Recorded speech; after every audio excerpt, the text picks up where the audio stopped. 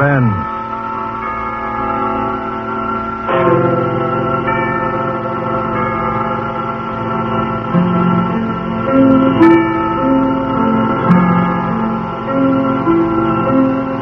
This is the Man in Black, here again to introduce Columbia's program, Suspense.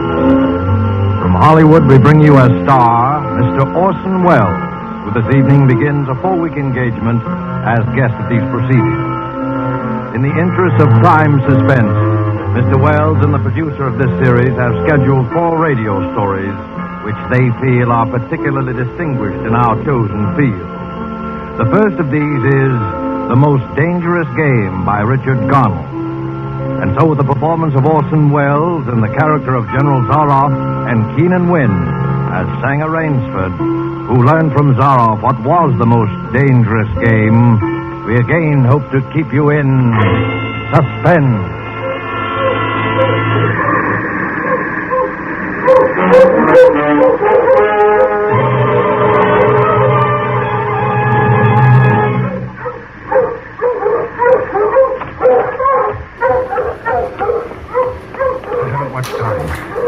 Any moment now he may come in, and when he does, I'm going to kill him. It's him or me.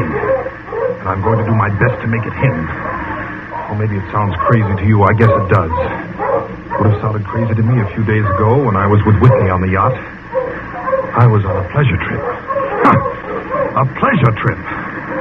How could I or anyone realize then the horror and torment I was to go through? How was I to know of Ivan and the death swamp and the hounds? How was I to know of Zaroff? Think of it. It was only 4 nights ago that the ship went down. We'd been talking about this island, Ship Trap Island, Whitney said it was called on the charts. I was sleepy and started on down below to turn in. I was mixing myself a nightcap when I looked up and saw it. A tremendous reef racing at us out of the fog. I screamed out a warning, but it was too late. We were right upon it.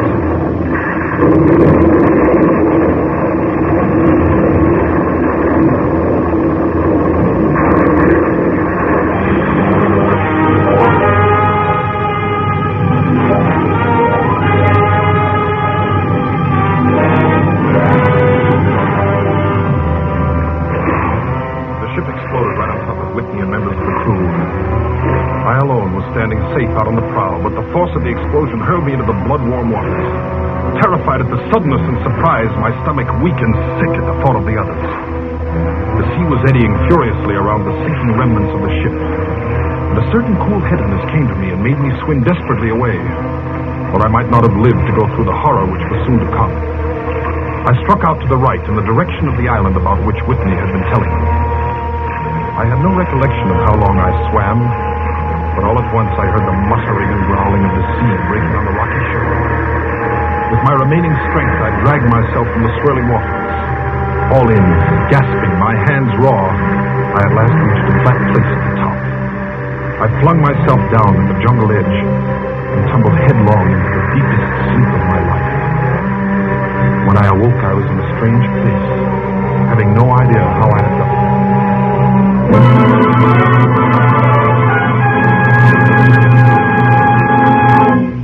Well, Ivan, our friend seems to be awakening. Where is this? Where am I? Do not be alarmed, my friend. My man Ivan found you out on the cliff. He brought you here to be taken care of. Oh, thank God there's life on this island. I hardly believed. Few people do. Yes, you are quite safe here in my castle, Mr. Rainsford. Yes. Rainsford. I'm Sanger Rainsford of New York. Rainsford? Sanger Rainsford? Yes. Well, it is indeed a very great pleasure and honor to welcome you, Mr. Sanger Rainsford. You're the celebrated hunter, are you not? Yes. You know me? By reputation only. I've read your book about hunting snow leopards in Tibet, you see. My name is General Zaroff. I am not English, Mr. Rainsford, but I went to a good school. Perhaps you recognize the colors of my tie. No, it makes no difference. I've lived too long in the jungle to be a snob. Well, Well, I can't tell you how happy I am to meet you, General. and I can't tell you how happy I am to meet you, Mr. Rainsford. But come, we shouldn't be chatting here. We can talk later. You must be hungry. Yes, I am rather. What? Ivan thought you'd like a robe. He's drying your clothes for you. Oh, thank you. Ivan's an incredibly strong fellow, but you mustn't mind his looks. His ears were cut off in battle, and he has the misfortune to be deaf and dumb. He is sensitive about his appearance. A simple fellow, really, but I'm afraid a bit savage. Oh? He's been in our family for years. Follow Ivan, if you please, Mr. Rainsford. I was about to have my luncheon just before you awoke. You can have it together now. Does the robe fit you all right? Well, yes, perfectly, thanks. I'm so glad. You have quite a collection of heads here. Lions, tigers, elephants, moose, bears. Oh, I don't believe I've ever seen a more perfect specimen. They are nice. I take great pride in them. You have good cause. Coming from you, Mr. Rainsford, that is a great compliment. And here we are. You sit over there. Thank you. Oh, right, Ivan. We do our best to preserve the amenities of civilization here. Please forgive my any lapses. Oh, of course. Well off the beaten track, you know. Shoo-shoo. Shoo-shoo. Shoo-shoo. This is my little pet, Mr. Rainsford. As a hunting falcon, Shoo-shoo is of no further usefulness in the field. But I'm fond of its company. My not little sweetheart. Patience, my darling. I know you're hungry, my dear. We hunt tonight. Your heads are really remarkable, General. That Cape buffalo is the largest I've ever seen. Yes, that fellow. He's a monster. Did he charge you? Hurled me against a tree, fractured my skull, left me the scar. And I got the brute. I've always thought the Cape buffalo is the most dangerous of all game. No, you're wrong. Wrong, sir. The Cape buffalo is not the most dangerous game. Ivan, the wine. How does he understand you? He reads my lips. Think you like this champagne, Mr. Rainsford? Ivan chills it expertly. No, the Cape buffalo is not the most dangerous game. Here in my preserve on this island, I hunt more dangerous game. Oh, is there big game on this island? The biggest. Oh, really? Oh, it isn't here naturally, of course. I have to stock the island. What have you imported, General? Jaguars? Jaguars. I hope you like filet mignon, Mr. Ray. I do very much, thank you. Is it jaguars, General? No. Hunting jaguars ceased to interest me some years ago. I exhausted their possibilities, you see. No thrill left in jaguars, you understand? No real danger. I live for danger, Mr. Rainsford. We will have some capital hunting, you and I. I shall be most glad to have your company. Yes, but I'll tell you, you'll be amused, I know. I think you may say in all modesty that I've done a rare thing. Yes, I've invented a new sensation. May I pour you another glass of champagne, Mr. Rainsford? Thank you, General. God makes some men poets. Some he makes kings, some beggars. Me he made a hunter. My hand was made for the trigger. My father once said that. Made for the trigger. My whole life has been one prolonged hunt. I've hunted every kind of game in every land. It'd be impossible for me to tell you how many animals I've killed.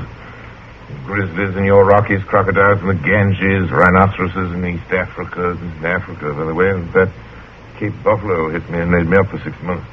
As soon as I recovered, I started for the Amazon to hunt jaguars, for I'd heard they were unusually cunning. They weren't. They were no match at all for a hunter with his wits about him, the high-powered rifle. I was bitterly disappointed. I was lying in my tent with a splitting headache one night. A terrible thought pushed its way into my head. Hunting was beginning to bore me. And hunting, remember, had been my life. I've heard that in America, businessmen often go to pieces when they give up the business in their life. Yes, I think so. I had no wish to go to pieces. I must do something. Now, mine is an analytical mind, Mr. Rainsford. Doubtless, that is why I enjoy the problems of the chase. Oh, no doubt, General. So I asked myself why the hunt no longer fascinated me. You are much younger than I am, Mr. Rainsford, and have not hunted as much, but you perhaps can guess the answer. Well, what is it? Simply this. Hunting had ceased to be what you call a sporting proposition. It had become too easy. I always got my quarry. Always. No greater bore than perfection. Cigarette? No, thank you. No animal had a chance with me anymore. Not a chance. That is no boast. It is a mathematical certainty. The animal had nothing but his legs and his instinct. Instinct is no match for reason. When I thought of this, it was a tragic moment for me, I can tell you. It came to me as an inspiration. What I must do. And that was? I had to invent a new animal to hunt. New animal? Oh, you're joking. Not at all. I never joke about hunting. I needed a new animal. I found one. So I bought this island, built this castle, and here I do my hunting. The island's perfect for my purposes. There are jungles with a maze of trails in them, hills, swamps. Yes, but the animal, General Zorro. It surprised me with the most exciting hunting in the world. No other hunting compares with it, for instance. Every day I hunt. I never grow bored now. For I have a quarry with which I can match my wits. Yes, but you still I haven't... wanted the ideal animal to hunt, so I said, what are the attributes of an ideal quarry? And the answer was, of course, it must have courage, cunning, and above all, it must be able to reason. Well, no animal My can dear reason. fellow, there is one that can. One?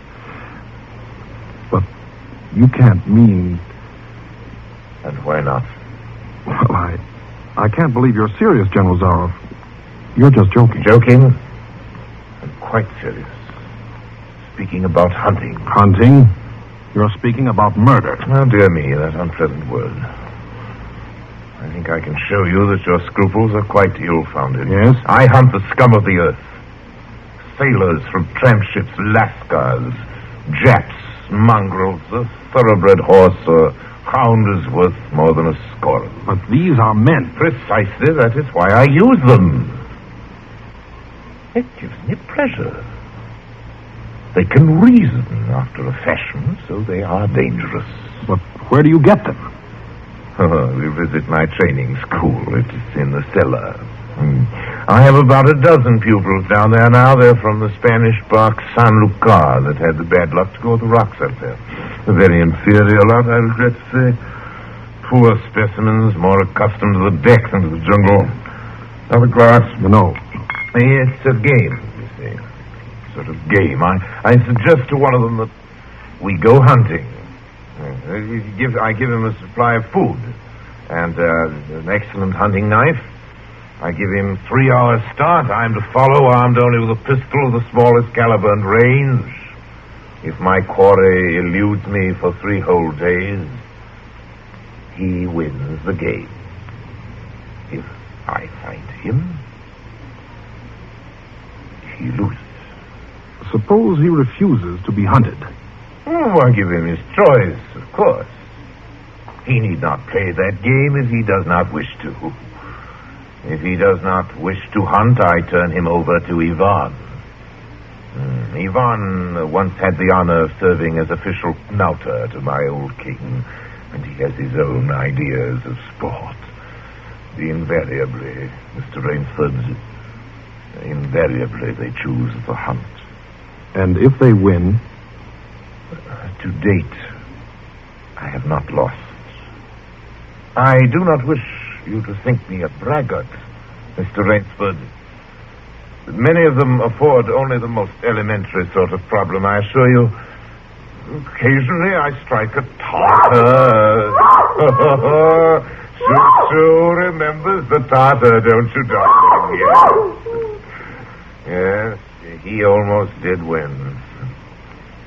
I eventually had to use the hounds. See? Wait a moment. I'll open the window. Hello, boys!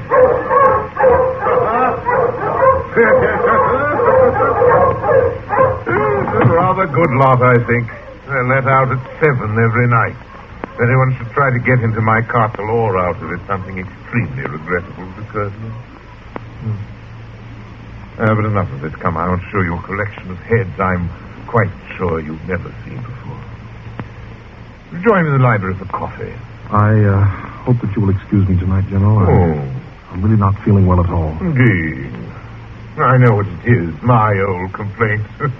Ennui, boredom. You need some excitement. Tonight we'll hunt. Hey, Mr. Rainsford. You and I. You're wrong, General. I won't hunt. I won't murder. As you wish, my friend. The choice rests entirely with you. But may I not venture to suggest that you will find my idea of sport more diverting than Ivan? You...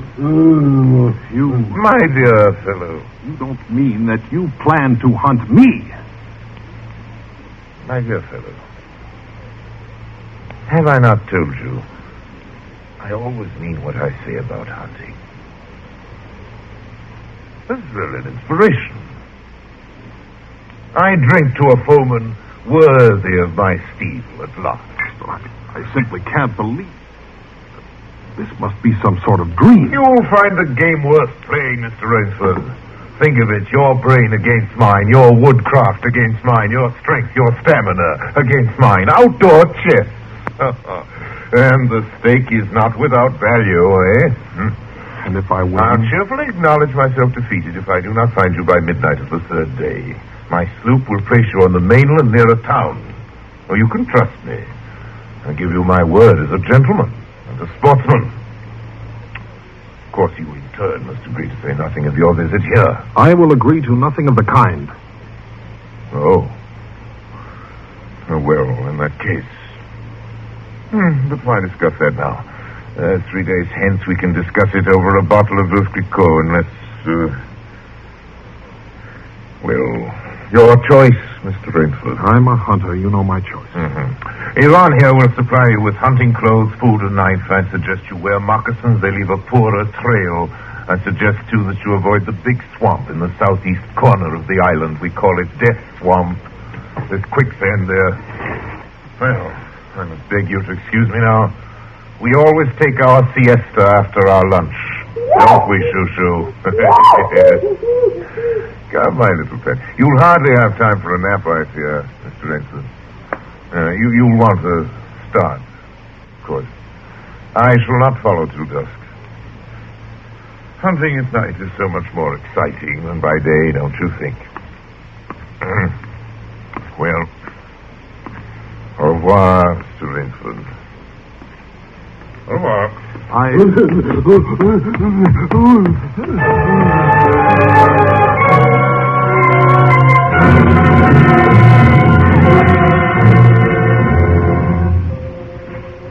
I'd fought my way through the bush for 2 hours, repeating to myself over and over again, I must keep my nerve. I must keep my nerve. My whole idea at first was to put distance between myself and General Zaroff. And to this end, I had plunged along through the thicket, spurred on by the sharp growls of something very much like panic. Now I had got a grip on myself. I'd stopped. I was taking stock of the situation. I saw that straight flight was futile. Inevitably, it would bring me face to face with the sea. Well, I'll give him a trail, I muttered. And I struck off from the rude path I had been following and into the trackless wilderness. I made a series of intricate loops. I doubled back on my trail again and again, recalling all the lore of the fox hunt, all the dodges of the fox. Night found me exhausted, my hands and face lashed by the branches on a thickly wooded ridge. My need for rest was imperative, and I thought, I'd played the fox, now I must play the cat of the fable. A big tree with a thick trunk and outspread branches was nearby, and taking care not to leave the slightest mark, I climbed up and stretched out among the broad limbs. Rest brought me new confidence and almost a feeling of security. Even so expert a hunter as General Zaroff cannot face me here, I assured myself.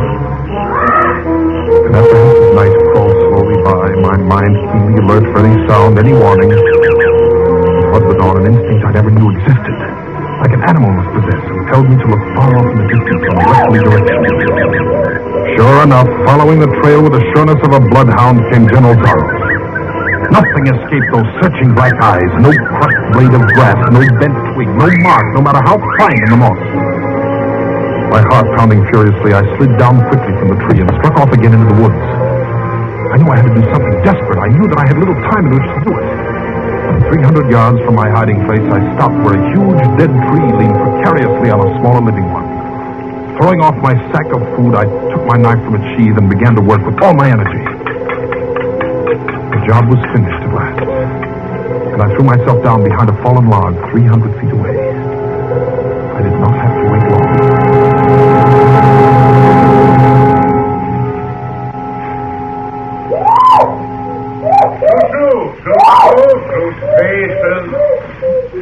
Patience, my darling. You'll be fed. Rainsford! Rainsford! Rainsford! Got him. Well, Rainsford? If you are within sound of my voice, as I suppose you are, let me congratulate you. Not many men know how to make a Malay man-catter. Luckily for me, I too have hunted in Malacca. You are proving interesting, Mr. Rainsford. Very interesting. The tree brushed my shoulders. I jumped back. I'm going to have the wound dressed. Only slight. I shall be back, Mr. Rainsford. I shall be back.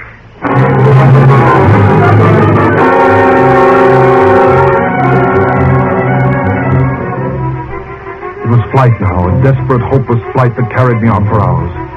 I don't know where I got the strength. I kept telling myself over and over again that I must keep my nerve. That I was competing with a monster, a super huntsman. Dusk came, then darkness, and still I managed to press on. The ground grew softer under my moccasins. The vegetation grew ranker, denser. Insects bit at me savagely. Suddenly, as I stepped forward, my foot sank into the ooze. I tried to wrench it back, but the muck sucked viciously at my foot like a giant leech.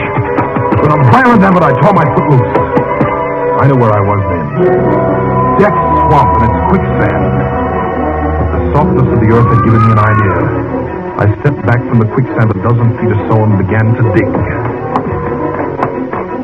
When the pit was above my shoulders, I climbed out and from some hard saplings cut stakes and sharpened them to fine points.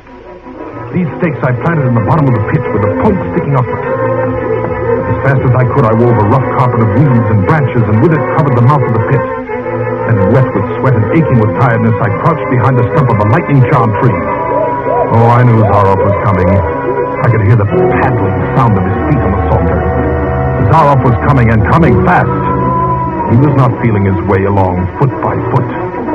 Crouching there, I could neither see him nor see the pit. I lived a year and a minute, frozen, every muscle tensed.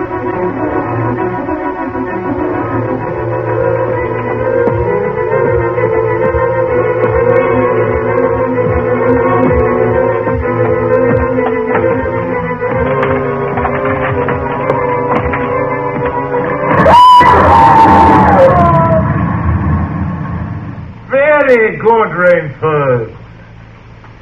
Very good.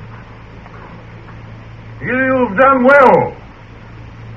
Your Burmese tiger pit has claimed one of my finest towns. Again you score. I think, Mr. Rainsford, I'll see what you can do against my whole pack. I'm going back to get them now. Thank you for a most amusing evening.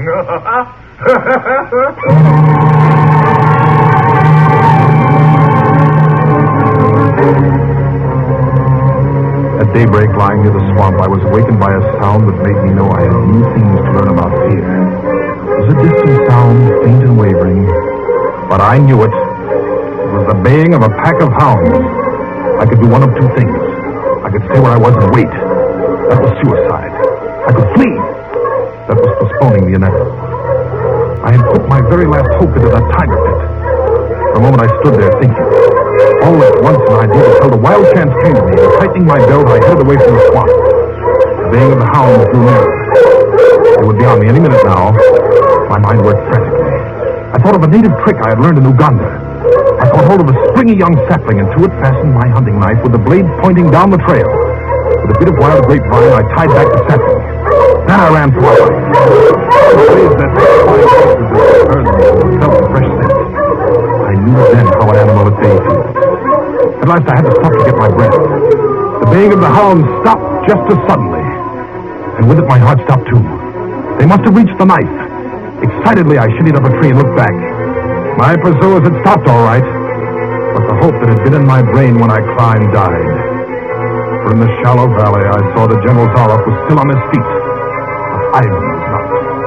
Apparently he had come along to hold the hounds. The knife, driven by the recoil of the springing tree, had splintered through his chest. I'd hardly tumbled to the ground when the pack took up the cry again. Nerve, nerve, nerve, nerve, I panted as I dashed down. A blue gap showed between the trees dead ahead. The hounds were almost on top of me. I forced myself on towards that gap. I reached it. It was the shore of the sea. Across the cove I could see a gleaming gray stone of the castle. 20 feet below me the sea rumbled and hissed. I hesitated. I heard the hounds. Then I leaped far out into the sea.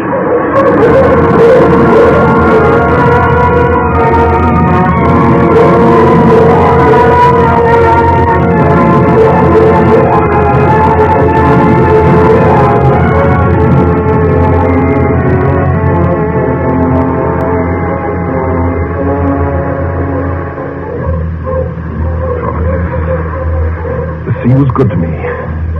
And I'm here safe in the General's bedroom waiting for him. 3 days are up, and I've eluded him. But now I must go further. In a moment we will meet, he and I, and he will be unarmed. Only one of us is going to live. You understand that now?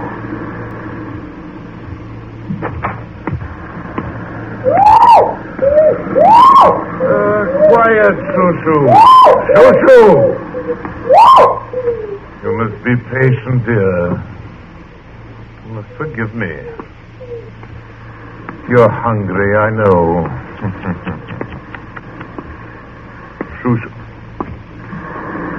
Rainsford. General. Rainsford. How on earth did you get here? Swam. I found it easier and quicker than walking through the jungle. I congratulate you. Extraordinary. You've won the game. Oh, no, General. I'm still a beast at bay, here. Get ready, General Zaroff. Swords? Yes, 2 of them. I see. Oh, very good. Very good, Rainsford. One of us, then, is to furnish a repast for the hounds. The other will sleep in this very excellent bed. Excellent. On guard, Rainsford.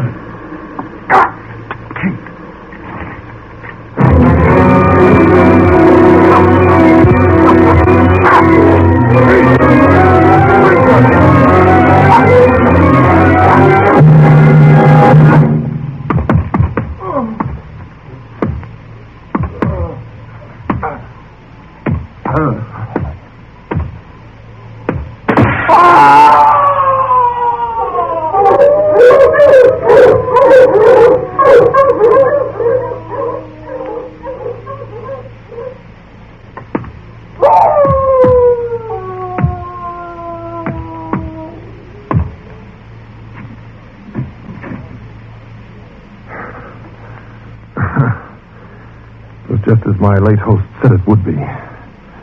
A very excellent bed.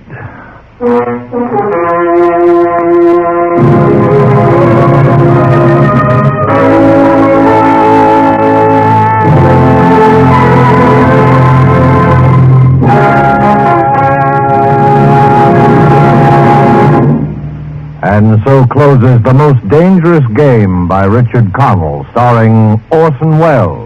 Tonight's tale of Suspense.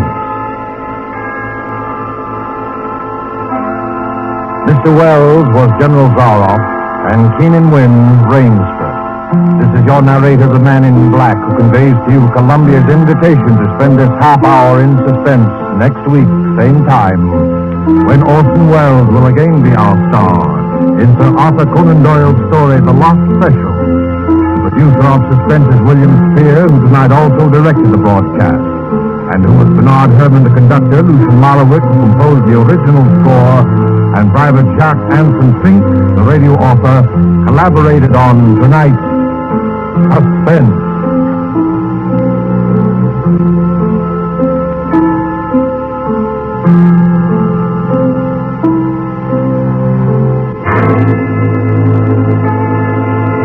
This is CBS, the Columbia Broadcasting System.